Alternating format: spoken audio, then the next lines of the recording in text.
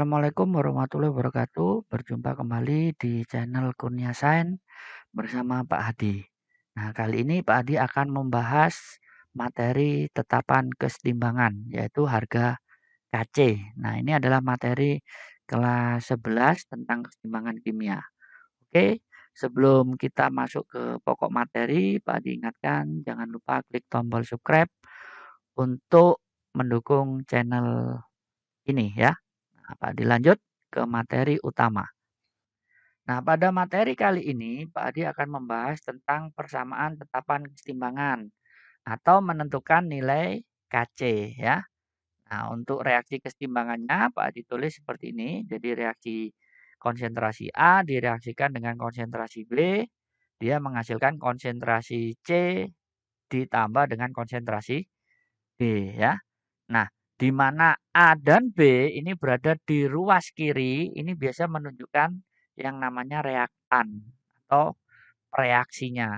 Sedangkan C dan D ada di ruas kanan, itu menunjukkan letak dari produk.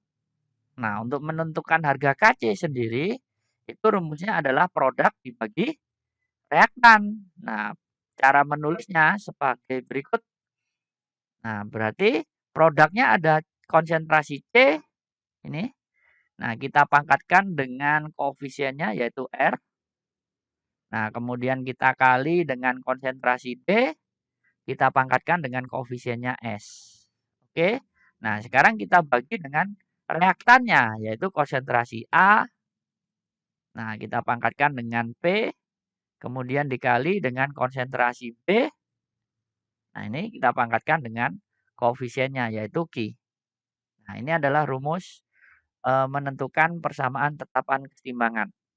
Nah, di mana KC sendiri adalah tetapan kesetimbangan, sedangkan kurung siku A ini menunjukkan konsentrasi zat A.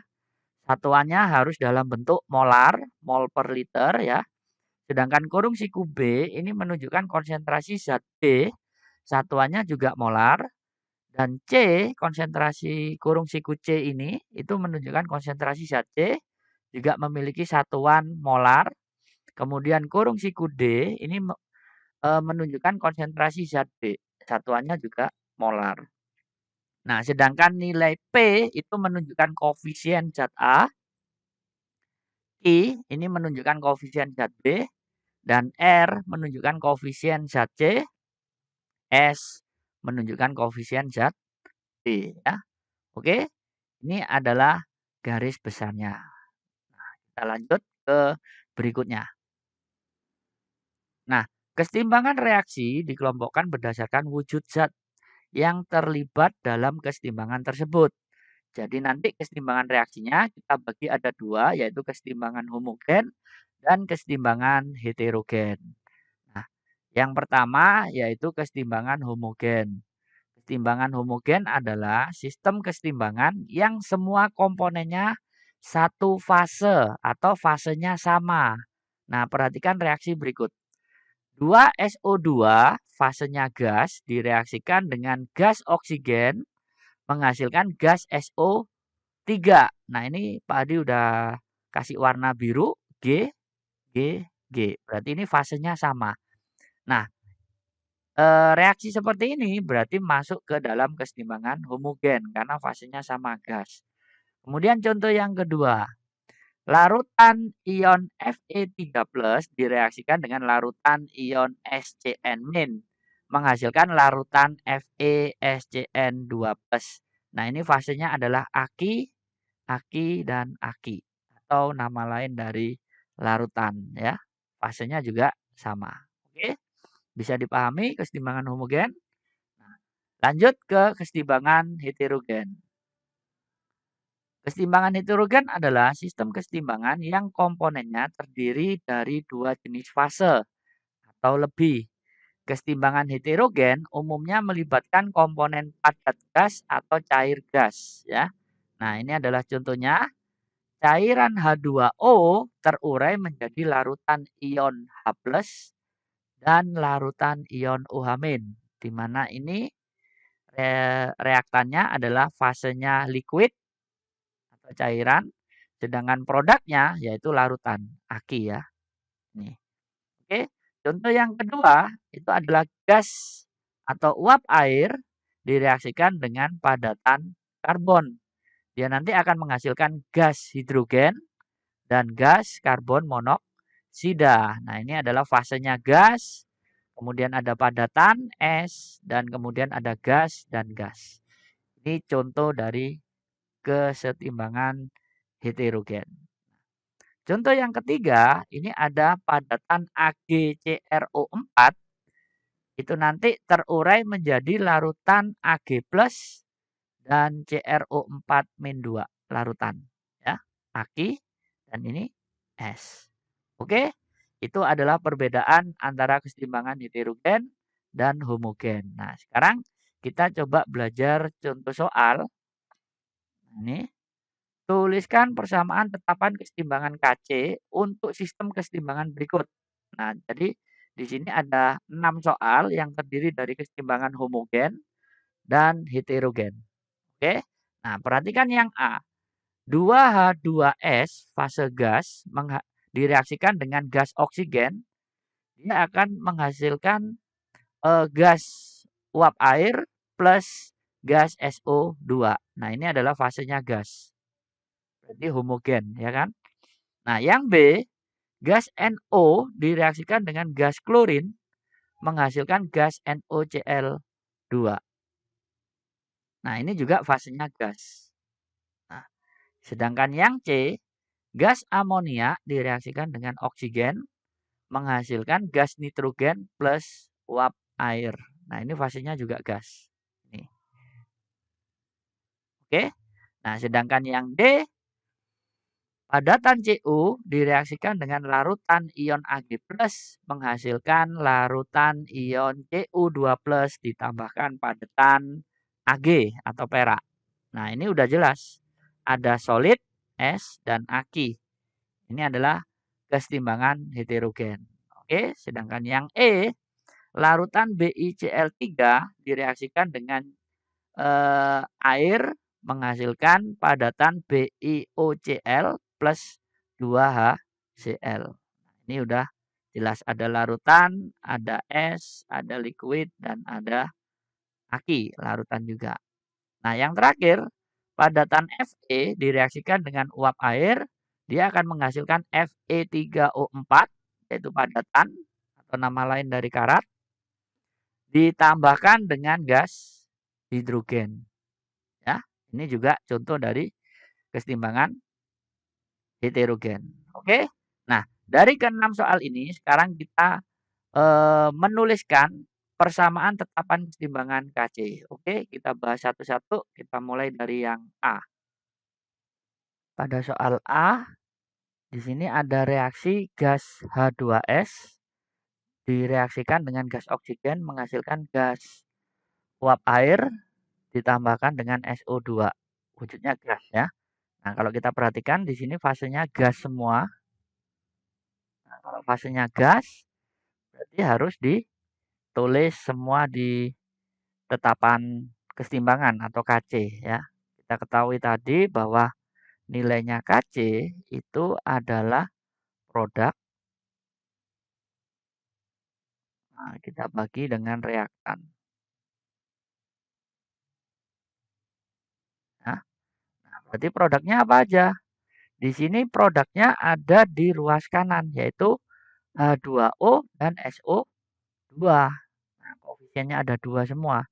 Nah, berarti di sini itu adalah konsentrasi H2O ya. Karena koefisiennya ada 2, berarti kita pangkatkan 2. Kemudian dikalikan dengan SO2. Nah, ini koefisiennya juga 2, berarti sini kasih pangkat 2. Oke, dibagi reaktan yang ada di ruas kiri. Jadi ada H2S dan O2. Jadi nanti reaktannya adalah H2S. Nah, ini kita pangkatkan 2 karena koefisiennya ada 2. Kemudian dikalikan dengan oksigen O2. Nah, kita pangkatkan 3 karena di sini ada pangkat 3. Nah, sehingga nanti persamaan Kc-nya itu kita dapatkan konsentrasi H2O pangkat 2 dikalikan konsentrasi SO2 pangkat 2. Ya, kita bagi dengan H2S pangkat 2 dikalikan dengan O2 kita pangkatkan 3. Nah, ini adalah persamaan tetapan kesetimbangan Kc untuk soal yang A. Oke. Nah, sekarang kita lanjut ke soal yang B. Nah, di reaksi soal yang B, ini ada reaksi gas NO direaksikan dengan gas klorin menghasilkan 2 NOCl2 ya. Fasenya sama, gas juga. Ya, berarti kita tulis harga Kc-nya nanti itu adalah produk dibagi dengan reaktan. Ya. Nah, produknya apa aja? Di sini produknya ada NOCl2. Nah, berarti kita tulis di sini NOCl2. Pangkat 2 karena koefisiennya ada 2. Oke, dibagi dengan gas NO. Ini kita bagi dengan gas NO. Kita bagi dengan gas NO. Nah, kita pangkatkan 2 juga karena koefisiennya ada 2. Ini sebagai pangkat. Kemudian dikali dengan Cl2. Pangkatnya 1, jadi nggak usah ditulis karena ini koefisiennya juga 1. Jadi harga Kc-nya nanti kita peroleh konsentrasi NOCl2 pangkat 2 nah, dibagi dengan NO pangkat 2 dikalikan dengan Cl2 pangkat 1. Nah, ini adalah rumus tetapan kesetimbangan untuk soal yang B. Oke, kita lanjut ke soal yang C. Nah, di soal yang C ini ada reaksi gas amonia dengan oksigen menghasilkan gas nitrogen dan gas uap air ya. Fasenya sama yaitu gas, gas, gas dan gas ya. Berarti masuk ke kesetimbangan homogen. Nah, berarti di sini Kc itu tadi rumusnya adalah produk dibagi reaktan. Nah, reaktan. Nah, di mana produknya ada gas N2 dan H2O.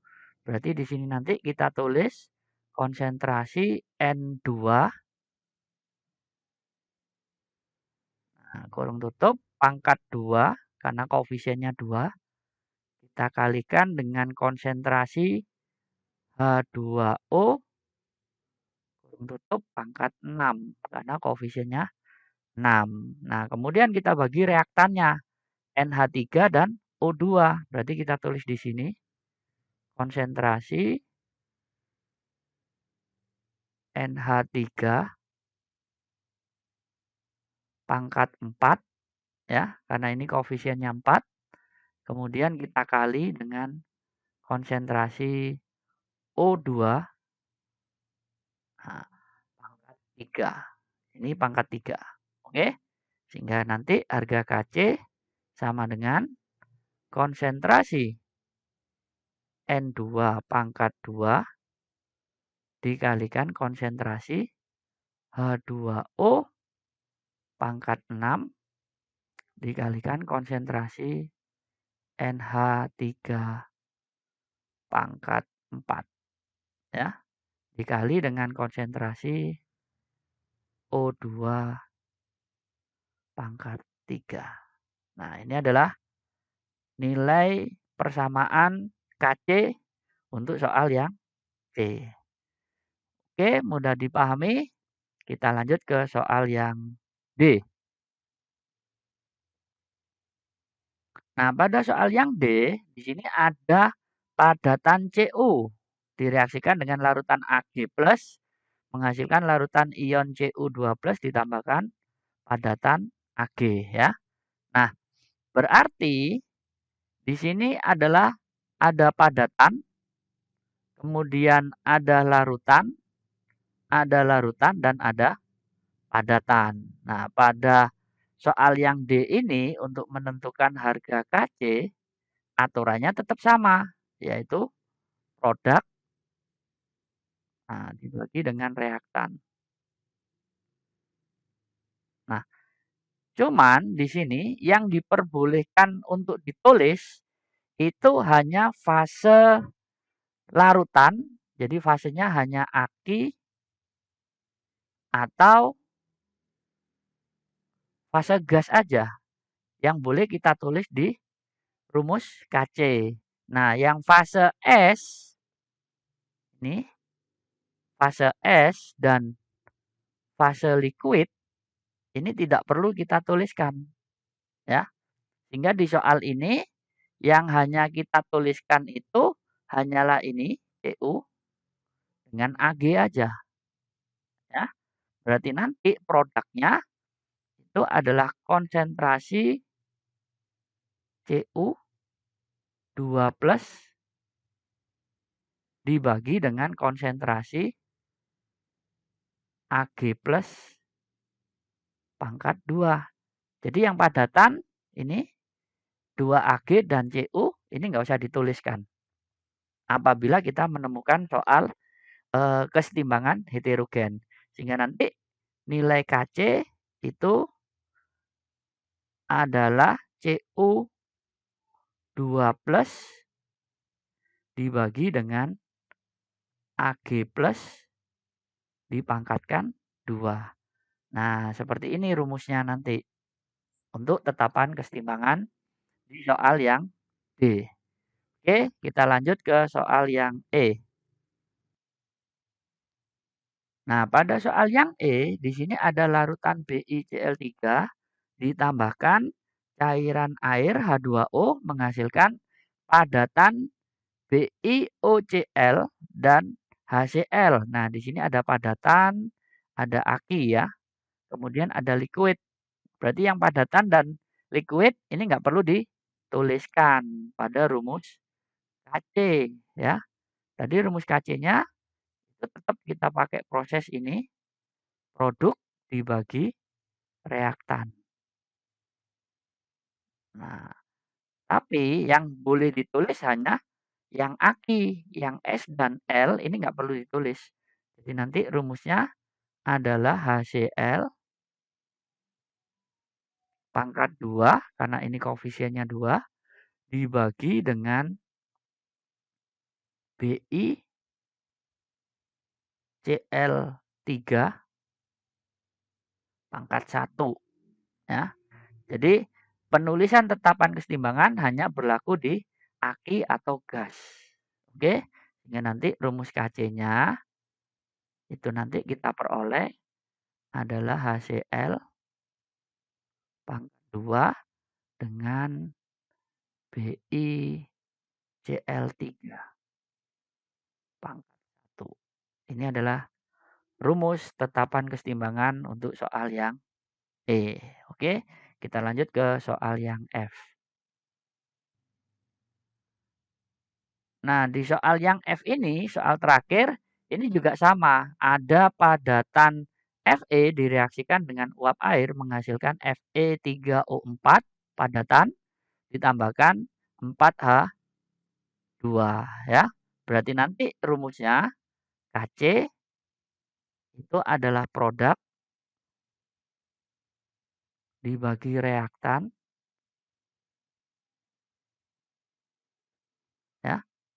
Nah, yang diperbolehkan ditulis itu hanya fase gas ini. Gas ya. Yang liquid, yang padatan ini nggak usah ditulis yang merah ini. Ya. Sehingga nanti rumusnya adalah konsentrasi H2 kita pangkatkan 4 ya, karena ini koefisiennya 4 dibagi dengan konsentrasi H2O kita pangkatkan 4 karena koefisiennya 4. Dan nanti Kc itu rumusnya adalah konsentrasi H2 pangkat 4 dibagi dengan H2O pangkat 4. Nah, ini adalah rumus tetapan kesetimbangan di soal nomor F. Jadi padatan nggak usah ditulis. Demikian pembahasan video kali ini. Terima kasih. Semoga penjelasan kali ini bisa dimengerti. Dan jangan lupa klik like dan nyalakan klik tombol loncengnya biar tidak ketinggalan materi pembahasan di video selanjutnya. Oke, Pak Adi akhiri dulu. Assalamualaikum warahmatullahi wabarakatuh.